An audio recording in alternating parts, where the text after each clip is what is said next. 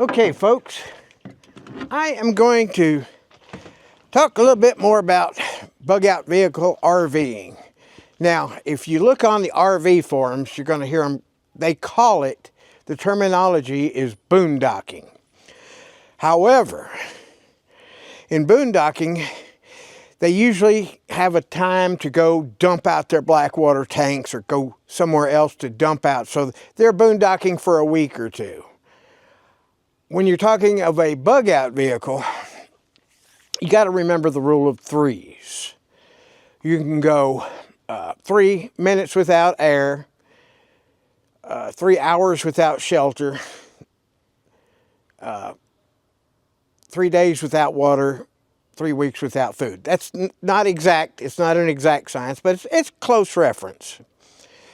So if you're using it as a bug-out vehicle and you have to, the ideal thing is to park next to a water supply. Now I'm going to cover water filtration later. What I'm going to cover right now is your black water. Don't worry too much about the gray water. The gray water, you can dig a hole, bring your shovel, prepping shovel with you, and depending on the soil type, if it's sandy soil, it doesn't have to be as deep a hole. But you can dump your gray water into that hole and let it soak into the ground. Unless it's more of a permanent bug-out location, then you want your gray water to run into your garden area. Just let it roll out in there into the garden area. Gray water is just stuff that comes out of your sink and your bathtub and stuff like that. So soap powders are real high in phosphates and stuff like that. So they're generally not bad for plants. I'm going to talk to you about your black water. If you're in a bug-out situation, and you might as well forget about using your black pooper in the trailer, because you're going to have to haul it away unless you've pre-planned and have a septic system already set up in your location. If you don't want to dump your doo-doo uphill from your water supply. Ideally, you would bug out close to a lake, and I'll go over that in another video about choosing your location, for instance, not being on level with the lake, because lakes and rivers flood. So you're going to have to walk to your water supply. But if you got like a ridge or a hill, you can dump your waste, even your gray water, on the opposite side from the RV. All right, might as well get one of these, throw it in your thing, because you're going to be pooping in a bucket, or you're going to build you an outhouse away from your water source. Now I'll cover it in another video about water filtration and all like that. You can take pond water and filter it and sanitize it. There's another, I'll give you a short mention on that. But anyway, I'm going to talk about your black. You need to keep your doo-doo away from your trailer.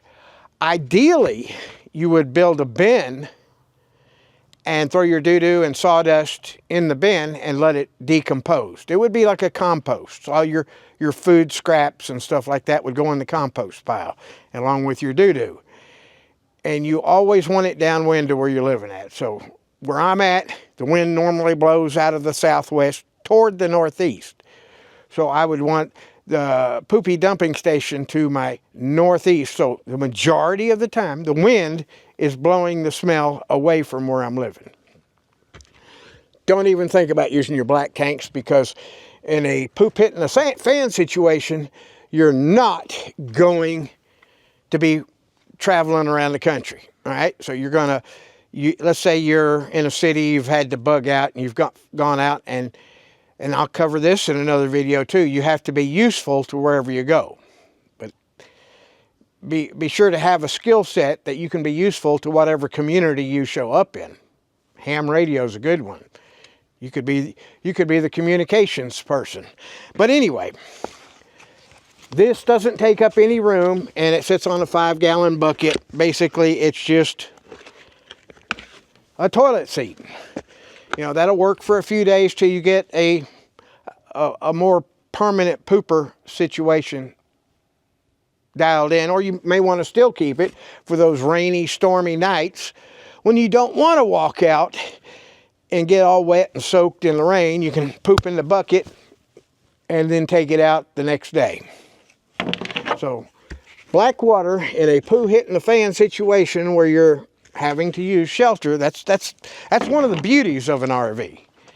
As a bug out vehicle, your shelter is covered. So you got a way to get in, out of the rain and the weather. So you got your shelter covered. Of course, you're gonna have to get used to some temperature extremes, but I covered that in the previous video under your ventilation. Ventilation makes the hot weather better. So when you're getting to your location, the first thing you're gonna look for is parked next to a lake. Maybe a lake can be 2 or 3 acre pond. But that gets your water covered. And in another video, I'm going to cover your water filtration, which will be 2 different stages. There's your drinking water and your bathing and washing water.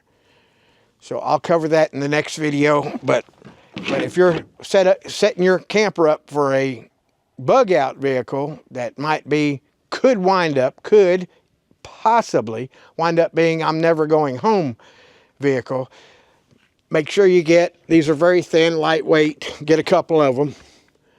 You should already know about your 5-gallon bucket uses, but get a couple of these and stick them in the back and hope that you never have to use it.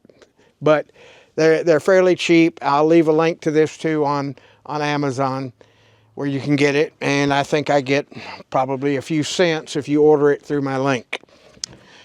So other than that, there's my doo-doo talk about using an RV for a bug out vehicle.